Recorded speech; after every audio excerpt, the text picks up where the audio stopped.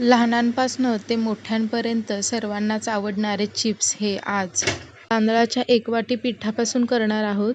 इथे कोणताच पापड, खार किंवा सोड्याचा वापर न करता दुप्पट असे फुलणारे, वर्षभर टिकणारे, खमंग खुसखुशीत असे तांदळाच्या चिप्सची रेसिपी बघणार आहोत. तर मध्येच व्हिडिओ कुठेही स्किप न करता शेवटपर्यंत नक्कीच बघा. चला तर मग आपण रेसिपीला सुरुवात करूया.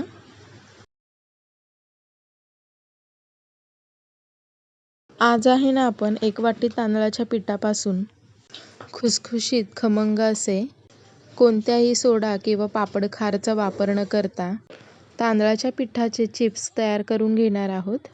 ज्या वाटीने आपण तांदळाचं पीठ मोजून घेतलं आहे त्याच वाटीने इथे मी थंड पाण्याचा वापर करत आहे. आणि थंड पाण्याने आपल्याला सुरुवातीला पीठ मळण्यासाठी जेवढं पाणी लागेल तेवढं थोडं थोडं पाणी घालून पीठ इथे छान मळून घ्यायचं आहे. तर असं नाही जमलं तर तुम्ही तांदळाची उकडसुद्धा काढून असंच पीठ तुम्ही गरम पाण्यातसुद्धा मळू शकता. पण मी इथे सोपी पद्धत म्हणून थंड पाण्यामध्ये पीठ मळून घेणार आहे. तांदळाचं पीठ जे इथे मी वापरलेलं आहे ते तांदूळ 4 दिवस भिजत घालून त्याचं तांदूळ सुकून त्याची इथं पावडर तयार करून घेतली आहे तांदळाची. त्यानंतर इथे मी पापड करण्यासाठी हे पीठ वापरलं आहे. तुम्ही साध्या नॉर्मल तांदळाच्या पिठीपासनं जर हे चिप्स करत असाल तर यामध्ये थोडंसं खायचा सोडा किंवा पापड खारसुद्धा घालू शकता. तर इथे बघू शकता पीठ आपलं मळून तयार झालं आहे. तर या पिठाचे आपल्याला 2 उंडे करून घ्यायचे आहेत. तर एका आकाराचे इथे 2 उंडे तयार करून घेतले आहेत. तर इथे आपल्याला त्याला एक रोलसारखा शेप द्यायचा आहे. तर इथे बघू शकता की व्हिडिओ दाखवल्याप्रमाणे लांब असा आणि रोलसारखा इथे मी एक शेप दिला आहे. अशा पद्धतीनेच आपल्याला या दोन्ही उंड्यांचे लांब आणि रोलसारखे शेप द्यायचे आहेत. तर इथे दोन्ही उंडे एकसारखे तयार करून घेतले आहेत. हे आता आपल्याला उंड्यांना आपण छान उकड काढून घेणार आहोत. इथे मी पातेल्यामध्ये 1 लिटर एवढं पाणी घालून घेतलं आहे. पाणी आपल्याला गॅसवर छान उकळवून घ्यायचं आहे.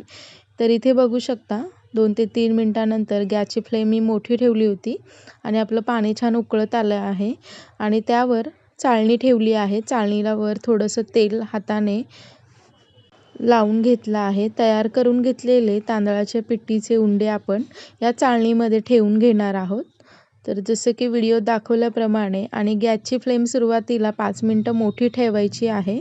झाकण लावून घ्यायचं आहे आणि त्यानंतर 15 मिनिटं गॅस पूर्ण लो असा ठेवून तांदळाच्या पिठाचे उंडे चाळणीवर वाफवून घ्यायचे आहेत. तोपर्यंत इथे आपण 2 कलरचे चिप्स करणार आहोत. तर इथे ग्रीन आणि ऑरेंज कलर वापरला आहे. त्यामध्ये थोडंसं पाणी घालून ठेवायचं आहे आणि हा रंग छान हाताने मिक्स करून घ्यायचा आहे. तर इथे साधारण 25 मिनिटे झाली आहेत. तर इथे बघू शकता मी झाकण काढून बघते. आपले जे तांदळाचे उंडे आहेत ते अतिशय छान असे फुलून वर आले आहेत. तर आणि छान शिजले देखील आहेत. तांदळाच्या पिठाचे उंडे छान शिजले तिथे बघू शकता. मी चाकू देखील तुम्हाला टोचून दाखवते. आतपर्यंत उंडे इथे छान असे शिजले आहेत. तर इथे आपण हे दोन्ही उंडे थंड करण्यासाठी ठेवून घेणार आहोत. साधारण 2 ते 3 मिनिटानंतर हे उंडे लगेचच थंड होतात. तर यावर आपण थोडेसे ग्रीन कलर लावून घेणार आहोत. म्हणजेच आपले हे जे आपण चिप्स करणार आहोत ना ते दिसायलाही खूप सुंदर असे दिसतील. ब्रशने किंवा हाताने आपल्याला या उंड्यांवर छान कलर लावून घ्यायचा आहे. जसं की व्हिडिओ दाखवल्याप्रमाणे. लहान मुलांना काहीतरी वेगळं आणि कलरफुल दिसलं की ते पटकन खाण्याचा हट्ट करतात. तर बाहेरचे तुम्ही चिप्स, कुरकुरे हे सगळे विसराल इतके हे चवीला खमंग लागणारे, झटपट असे, एका दिवसात तयार होणारे तांदळाचे चिप्स इथे खूप लवकर तयार होतात. तर या पद्धतीने तुम्ही कितीही किलोच्या प्रमाणे अशा पद्धतीने चिप्स तयार करून घेऊ शकता. तर आपल्या इथे दोन्ही उंड्यांना कलर लावून तयार झाले आहेत. चाकूच्या साहाय्याने आपल्याला हे उंडे कट करून घ्यायचे आहे. चाकूला पाणी किंवा तेल लावून घ्यायचं आहे आणि पातळ असे याचे स्लाइस तयार करून घ्यायचे आहेत. तर इथे बघू शकता आत्ताच किती सुंदर असे आपले इथे चिप्स दिसत आहेत. अजून ते ओले आहेत आणि अशा पद्धतीने आपल्याला सर्व रंगांचे चिप्स तयार करून घ्यायचे आहेत. जितकं शक्य होईल तितकं आपल्याला हे पातळ असे चिप्स कापून घ्यायचे आहेत. जर तुम्ही जाड चिप्स ठेवचाल ना, तर कढईमध्ये तळताना ते खुसखुशीत न होता अगदी कडकडीत होतील. चिप खुसखुशीत व्हावे म्हणून अगदी बारीक आणि पातळ असे आपल्याला इथे स्लाइस तयार करून घ्यायचे आहेत.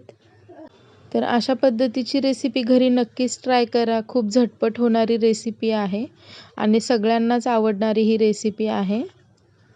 तर इथे बघू शकता किती सुंदर आणि कलरफुल असे आपले इथे चिप्स तयार दिसत आहे. तर आपल्याला हे अगदीच वेळ न घेता एका दिवसात हे चिप्स वाळतात आणि खूप खुसखुशीत आणि खमंग असे हे चिप्स तयार होतात.